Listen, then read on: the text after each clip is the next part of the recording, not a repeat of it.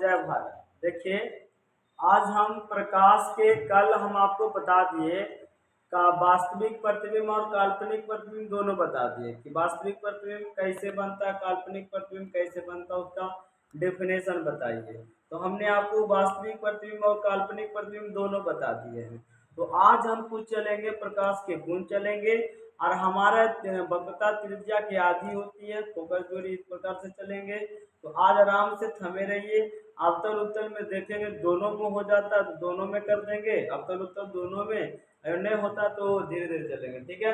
हाँ, तो सबसे पहले हम आपको प्रकाश में आपको नियम भी तो बताए थे कि प्रकाश हमारा दर्पण से, कोई चीज से हुआ दर्पण, आराम आराम से देखो, दर्पण से कौन सबसे ज्यादा पढ़ना है कोचिंग में, तो हमें दर्पण पढ़ना है, एगो पढ़ना है उत्तल, क्या पढ़ना है उत्तल, और एगो पढ़ना हमारा अवतल, एगो क्या पढ़ना है अवतल, एगो पढ़ना है उत्तल, एगो पढ़ना है अवतल।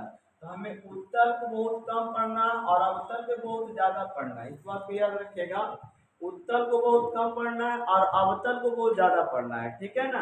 हम अवतल को ज्यादा पढ़ेंगे तो इसमें प्रकाश प्रकाश के दर्पण में आ गए हम, ठीक है।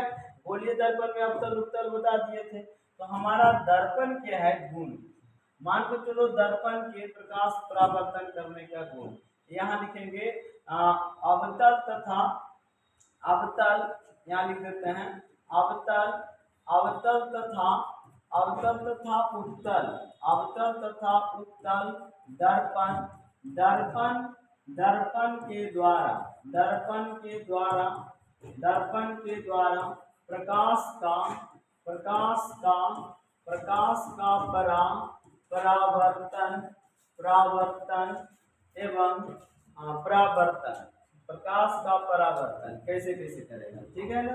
परावर्तन हम सीखेंगे। तो सबसे पहले हम अवतल दर्पण की बात करें, कौन दर्पण की बात करेंगे बाबू, सबसे पहले आपको अवतल दर्पण, उसके बाद उत्तल दर्पण, है ना। तो सबसे पहले हम अवतल दर्पण, अवतल दर्पण इसको बात लेते हैं, कौन दर्पण पा रही है अवतल दर्पण। ये मेरा अवतल दर्पण हो गया, कौन दर्पण हो गया अवतल दर्पण। तो अवतल दर्पण में क्या है कि इसको हम सजाए, मान के चलो ये लोग सजा दिए, हम इसको सजा रहे हैं, अवतल दर्पण है, कौन दर्पण है अवतल दर्पण। ये अवतल दर्पण हो गया हुआ, कौन दर्पण हो गया अवतल दर्पण, अवतल दर्पण। एक मिनट, हाँ, अवतल दर्पण,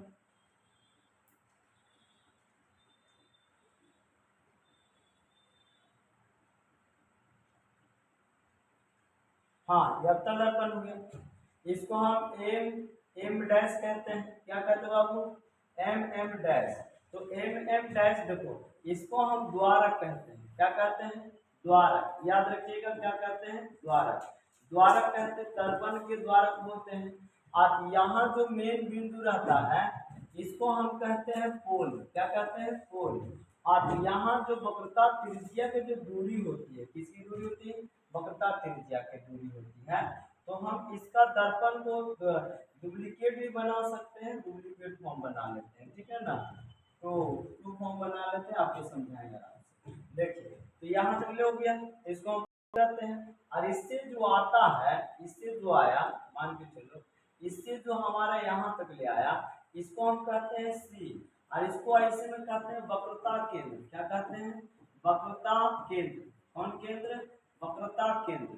आप इसको पोल कहते हैं, जिसको हम क्या कहते हैं ध्रुव, है ना। आप ये ध्रुव है और इसके पीछे हमारा, इसके पीछे एफ रहता है, जिसको कहते हैं मुख्य फोकस, क्या कहते हैं मुख्य, मुख्य फोकस, क्या बोलते हैं हुआ मुख्य फोकस। तो हमारे सारा कुछ हो गया, मुख्य फोकस सब कुछ। अब इसके नियम के समझो, जब हम कोई दर्पण या अवतल दर्पण है, ये प्रधान अक्ष है ना, पोल के समानांतर, याद रखिएगा। सबसे पहला पॉइंट याद रखिएगा, सबसे पहला पॉइंट याद रखिएगा। देखिए, इसको हम ऊपर कर देते हैं, इसका डुप्लीकेट बना लेते हैं तो शायद हमें ठीक रहेगा। देखो एक मिनट, देखिए इसका डुप्लीकेट और बना लेते हैं, क्या बना लेते हैं यार, हाँ देखिए डुप्लीकेट बना लिए, क्या बन गया और बना लेते हैं, लो चार क्या बन गया चार। अब ये चार को बन गया, हाँ इसको हम ऐसे कर लेते हैं, नीचे कर लेते हैं। ठीक, हाँ, चलिए। अब देखिए इसमें क्या है कि ये जो हमारा पोल है, ये पोल के यदि जो समांतर गया है किरण, ये प्रकाश की किरण, आपतित किरण, कौन किरण? आपतित, आपतित किरण, कौन किरण? आपतित किरण।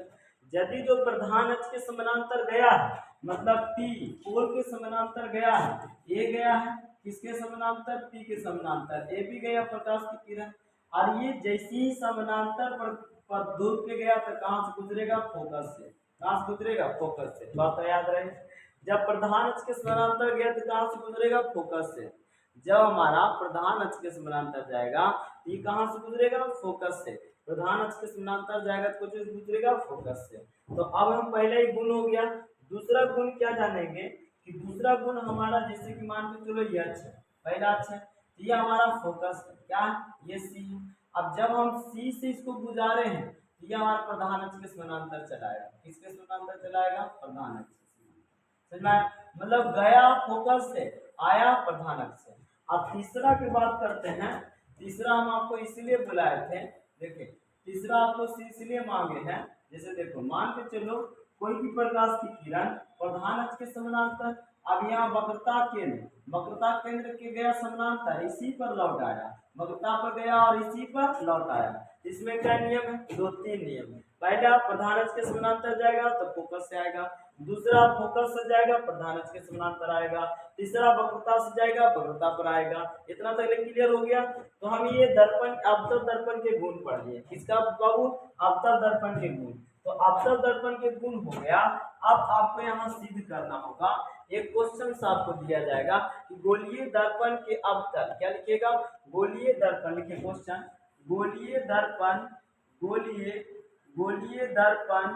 गोलीय दर्पण के दर्पण हम अवतल ले ली, ये मान के चलो हमारा अवतल दर्पण है। अब इसको हम इस प्रकार से इसे रेकरिंग कर देते हैं, अवतल दर्पण है, क्योंकि हमने माना है कि अवतल दर्पण लिया है। कौन दर्पण लिया है? अवतल दर्पण। तो ये अवतल दर्पण हमने लिए हुआ, कौन दर्पण लिए बाबू? अवतल दर्पण। दूसरा एम डैश है, यहाँ आपका पी है, ये हमारा सामने गया प्रधान अक्ष के समानांतर, कौन अक्ष के समानांतर? प्रधान। यहाँ कोची आया एफ, यहाँ कोची आया सी, ये वाला हो गया। उसके बाद में अब हमें साबित करना, तो यहाँ लिखेंगे सत्यापन। क्या लिखेंगे? सत्यापन। एकदम इजी सी बात है, कोई हार्ड बात नहीं। आपको यही क्वेश्चन आएगा तो आपको क्या लिखना आएगा? माना कि एम एम, क्या लिखेंगे? एम एम डैश एक अवतल दर्पण लिया। कौन लिया? अवतल दर्पण है ना, अवतल दर्पण लिया, अवतल दर्पण लिया। ठीक है, माना कि एम एम डैश एक अवतल दर्पण लिया,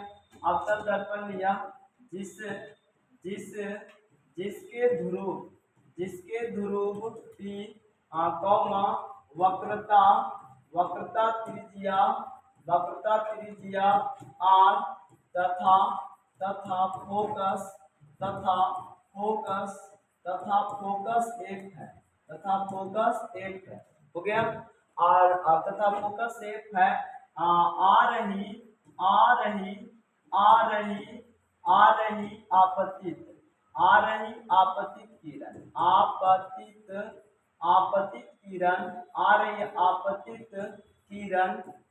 आपतित किरण, ए बी है। क्या है? ए बी है। आपतित किरण क्या है? ए बी है। तो आपको आपतित किरण ए बी ऐसे करके लिखना होगा। अरे कहाँ से गुजरेगा? फोकस। कहाँ से गुजरेगा? अरे वक्रता केंद्र यहाँ से गया, अभिलंब हो गया। क्या हो गया? अभिलंब। ये फिगर पार दिए। अब आराम से देखिए हुआ कि हमने ये आ रही प्रकाश की किरण ये है, अब गया कहाँ से? फोकस से। देखिए नियम आ गया। और ये वाला आपको, ये वाला पॉइंट जो है, ये वाला पॉइंट जो ये आपका क्वेश्चन हुआ, ये आपका पॉइंट है, ये आपका पॉइंट है अभिलंब। क्या है? अभिलंब। ये अभिलंब है। देखो या रही कोण आई और जा रही कोण आर, परावर्तन के नियम से। आ रही कोण आर, जा रही कोण, अब आ रही कोण आई और जा रही परावर्तन आर, परावर्तन के नियम से। तो आपको परावर्तन के नियम पता होगा सर। क्या पता है परावर्तन के नियम? देखिए आना और जाना, इसमें अभिलंब। आना मतलब आई, जाना मतलब आर, परावर्तन के दूसरा नियम से, कोण आई बराबर कोण आर, है कि नहीं, परावर्तन के दूसरा नियम से, या तो प्रकाश के परावर्तन से भी कर सकते हैं, प्रकाश के परावर्तन के दूसरा नियम से। तो यहाँ आपको सत्यापित क्या करना है, साबित करना है, क्या करना है, साबित, साबित क्या करना है, साबित करना है आपको, क्या करना सर जी, साबित करना है एक बराबर, क्या साबित करना है, साबित करना है एक बराबर आर बटा टू, साबित करना है एक बराबर आर बटा टू, समझ में आया बात, एक बराबर आर बटा टू। तो एक बराबर आर बटा टू, अब यहाँ लिखेंगे प्रमाण, क्या लिखेंगे, प्रमाण, प्रमाण करने का मतलब होता है प्रूफ, या तो आप रचना भी कर सकते हैं, तो यहाँ लिख सकते हैं रचना, रचना ओ, यहाँ लिखेंगे ए लिखेंगे, यहाँ लिखेंगे बी, यहाँ लिख सकते हैं ओ बी ला ओ, यहाँ लिख सकते हैं ए, वहाँ लिख सकते हैं सी, बी सी लाम, हाँ B C, B C, B C, B C अभिलंब है, बी सी अभिलंब लिया, बी सी अभिलंब, अभिलंब खींचा, बीसी अभिलंब खींचा, तो बीसी अभिलंब खींचा, बीसी अभिलंब जो आप कह सकते हैं एम दर्पण भी कर सकते हैं, तो बीसी अभिलंब खींचा, यहाँ तक हो गया। अब यहाँ प्रमाण लिखेंगे, क्या लिखेंगे बुआ, यहाँ लिखेंगे प्रमाण, अब यहाँ से आपको प्रूफ करना होगा, क्या करना होगा, प्रूफ। यहाँ तक किसी को कोई दिक्कत हुआ, लिखने में किसी को कोई परेशानी हुआ, माना कि एम डैश एक अवतल दर्पण है जिसका ध्रुव P है, आपतित किरण ए बी, परावर्तित किरण फोकस से गुजरती है, अभिलंब BC है, आने वाला किरण आर, जाने वाला किरण आर, तो अब इसको सत्यापन करना है, तो सत्यापन करना सबसे पहले परावर्तन के नियम से, कोण आई बराबर आर, यहाँ लिखेंगे, यहाँ लिखेंगे कोण ए, कोण ए बी, कोण ए बी सी बराबर कोण सी बी एफ, कौन नियम से, परावर्तन, परावर्तन के कोटि से, नियम से, परावर्तन के नियम से, समीकरण फर्स्ट, समीकरण फर्स्ट, कोण ABC बराबर कोण CBS, परावर्तन के नियम से। अब एगो कोण ये वाला है और एगो कोण ये वाला, कौन कौन से, एकांतर कोण से, जब देखो ये दोनों समांतर रेखा है, तो AB समांतर क्या होगा BC, तो हमें समांतर दिया है, यहाँ लिखेंगे दिया है, क्या किया, दिया, वहां नहीं लिखे हैं, AB समांतर BC, यहाँ नहीं लिखे हैं, जिसके अवतल दर्पण जिसके ध्रुव P यहाँ जबकि यहाँ लिखेंगे जब AB समांतर PC कर सकते हैं, तो यहाँ दिया हुआ AB समांतर, तो कोण I बराबर कोण C, यहाँ लिखेंगे कोण ABC बराबर कोण BCF, इसको हम कहेंगे एकांतर के कोण से, किसके कोण से, एकांतर के कोण से, समीकरण सेकेंड, तो बता लो हमारा समीकरण फर्स्ट हो गया, समीकरण सेकेंड हो गया, तो समीकरण फर्स्ट एंड सेकेंड से, तो फर्स्ट एंड सेकेंड से हम क्या करेंगे, तो फर्स्ट एंड सेकेंड से करेंगे बाबू, यहाँ लिखेंगे समीकरण, यहाँ लिखेंगे समीकरण 1 और 2 से, समीकरण 1 और 2 से, तो समीकरण 1 और 2 से, तो एक हमारा ये देखो LHS मैच कर गया कि नहीं, जब LHS बराबर है तो RHS बराबर होगा, दिमाग में खोज लो, जब LHS बराबर है तो RHS बराबर होगा, तो कोण CBF इक्वल टू कोण BCF, समझ में आई बात, CBF इक्वल टू BCF। अब देखो CBF कहाँ है, BCF कहाँ है, देखो CBF में, अब BCF इसमें, तो याद रखिएगा जब एक त्रिभुज के दो कोण बराबर तो समद्विबाहु त्रिभुज कहलाते हैं, समद्विभाजित त्रिभुज, समद्विबाहु बोलते हैं, सीधे समद्विबाहु। एक त्रिभुज के दो कोण बराबर है तो उनके संगत भुजाएं बराबर होगी, देखिए ये कोण बराबर तो इसके संगत भुजा बराबर होगा, और ये कोण बराबर इसके सामने वाला भुजा बराबर होगा, तो यहाँ से हम चलेंगे, यहाँ से हम चलेंगे, देखो यहाँ से हम क्या चलेंगे, तो यहाँ से हम चलेंगे कि त्रिभुज किसमें, त्रिभुज का BCF में, यहाँ लिखेंगे अब, क्या लिखेंगे अब नहीं लिखेंगे, तो यहाँ लिखेंगे त्रिभुज BCF में, तो तो BCF में आपको दो बोल, ये तो हमें भुजा कोण बराबर है, आपको पता चल रहा है कोण बराबर है, तो कोण क्या है, कोण आपको दिया हुआ है कोण CBF और इसका टू कोण BCF, ये कौन सी किया आपको साबित किया, क्या किया साबित किया, तो साबित किया हमने क्या किया साबित, जब दो कोण बड़ा एक त्रिभुज के संगत दो कोण बराबर तो संगत भुजाएं बराबर होती है, तो देखो इसके सामने ये वाला भुजा बन रहा है हमें क्या बन रहा है BF, क्या बन रहा है BF, और इसके सामने जो कोण भुजा बन रहा है ये वाला बन रहा है हमारा बन रहा है CF, इसको हम समीकरण क्या ढाल देंगे 3 को, समीकरण क्या हो गया 3। अब यहाँ तक ले समीकरण 3 हो गया, तो आपको देखो हुआ जब इसको समीकरण 3 हो गया ना, समीकरण 3 हो गया, तो अब हम समीकरण 4 भी तैयार करेंगे, तो समीकरण 4 तैयार करने के लिए देखो हम इधर करवा चलते हैं, ठीक है, किसी को दिक्कत नहीं होगा, एक नंबर का स्क्रीनशॉट हो जाएगा।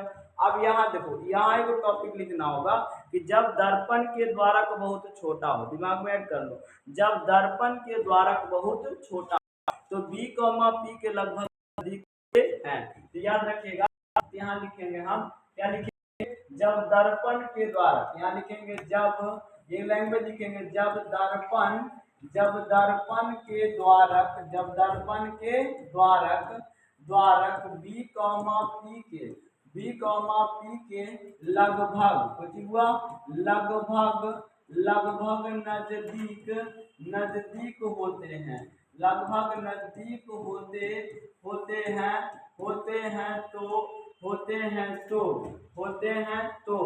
होते हैं तो क्या कहेंगे नजदीक होते हैं तो बीपी बराबर क्या हो जाएगा PF, यहाँ लिख सकते हैं बीपी, तो हमें बीपी एक जगह है, बीपी क्या है एक जगह, तो हम क्या लिख सकते हैं, इसको लिख सकते हैं BF बराबर PF, क्या लिख सकते हैं BF बराबर PF, क्या लिख सकते हैं BF बराबर PF, इसको हम समीकरण क्या लिखेंगे 4, समीकरण क्या लिखेंगे 4, तो हमारा समीकरण 3 तैयार है, समीकरण 3 तैयार है कि ना, BF बराबर CF, यहाँ समीकरण लिखते हैं समीकरण 3 और कितना से सर जी, तो समीकरण 4 से, तो समीकरण 3 और समीकरण 4 से चलेंगे, तो देखो इसमें थोड़ा सुधार BF बराबर CF, इसमें देखो LHS बराबर है कि नहीं, यस सर, तो यहाँ BF बराबर है तो CF बराबर क्या हो जाएगा PF, तो हमारा यहाँ तक क्लियर हो गया।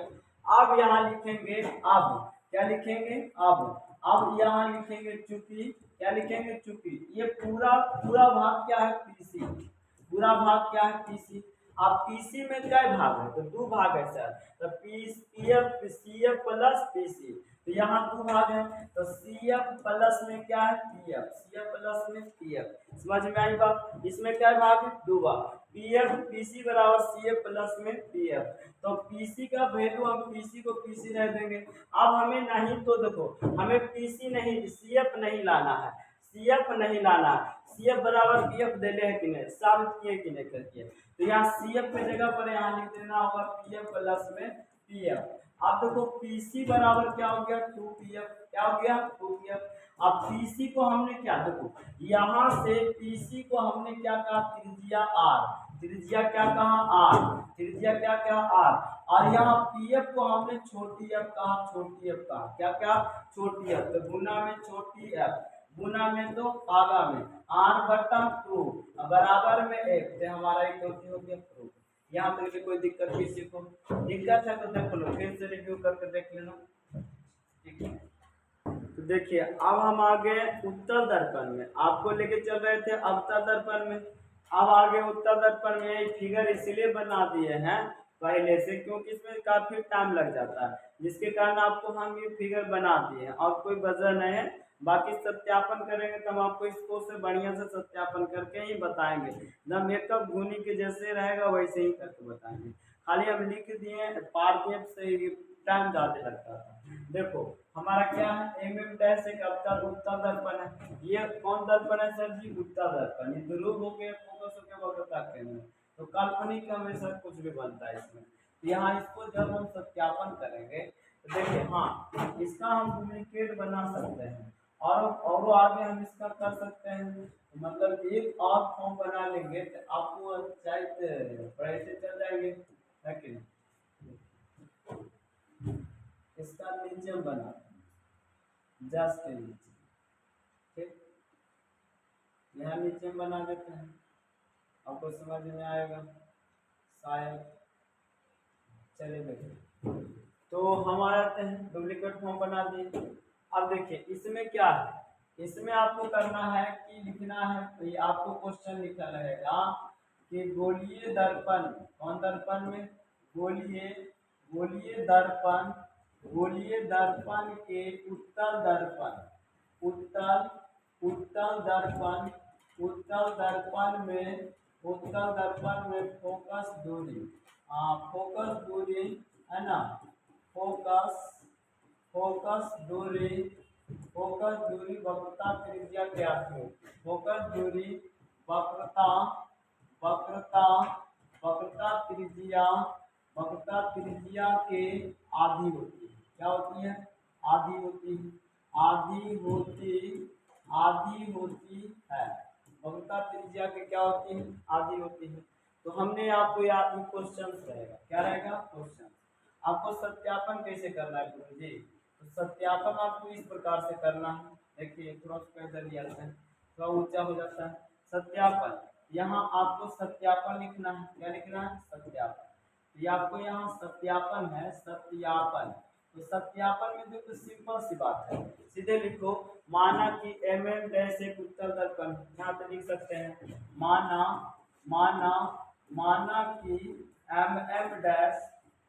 डैश एक उत्तल दर्पण, कौन दर्पण है, उत्तल दर्पण, उत्तल दर्पण है, उत्तल दर्पण है, जिसके ध्रुव की फोकस है वक्रता त्रिज्या से, जिस यहाँ लिखेंगे, जिसका, जिसके, जिसके ध्रुव, जिसके ध्रुव, ध्रुव पे फोकस, क्या लिखेंगे, फोकस, फोकस आपका एफ, एफ तथा, तथा वक्रता, वक्रता, वक्रता त्रिज्या, वक्रता त्रिज्या आर, सॉरी वक्रता त्रिज्या सी है, वक्रता त्रिज्या सी है, और ए बी पीसी के समानांतर, पीसी के समानांतर ए बी आपतित, आपतित, आपतित किरण, कौन किरण, आपतित किरण, आपतित किरण, आपतित किरण, और उस बिंदु पर, उस बिंदु पर, उस बिंदु पर डाला गया अभिलंब, उस बिंदु पर अभिलंब, तो अभिलंब क्या हो जाएगा, अभिलंब, तो अभिलंब आपका हो जाएगा बी एन, क्या हो जाएगा, बी एन, बी एन हो गया अभिलंब।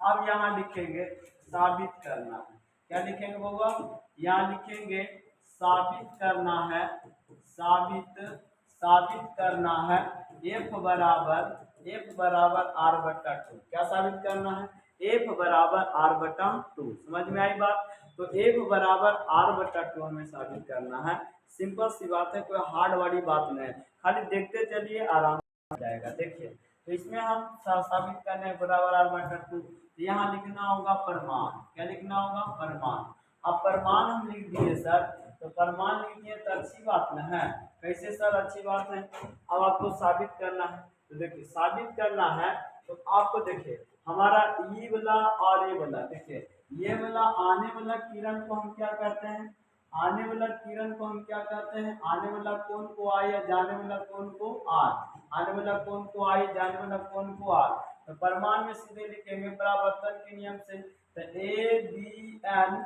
इजकल टू क्या लिखेंगे, इजकल टू लिखेंगे डी बी एन, कौन नियम से, परावर्तन, परावर्तन के, परावर्तन के नियम से, परावर्तन के नियम से, तो परावर्तन के नियम से समीकरण क्या कर देंगे फर्स्ट, अब सबसे पहले अवतल रहे चाहे उत्तर रहे आपको लिखना होगा परावर्तन के नियम से, तो परावर्तन के नियम से हो गया, उसके बाद में आपको क्या करना है, आप कहीं न कहीं कोण ढूंढना है, तो देख लो हुआ ये जो हमारा बी एन ई है, तो ये वाला कोण और ये वाला कोण जो बना रहा है, ये वाला कोण और ये वाला कोण इसका सम्मुख से बनता है, कौन कोण से बनता है, डी बी एन बराबर एफ बी सी, कौन कौन से, सम्मुख कोण से, ऊपरे जो हमारा कोण बन रहा है बाबू, ऊपरे जो हमारा कोण बन रहा है देख लो डी बी एन है कि नहीं, है कि ना डीबीएन।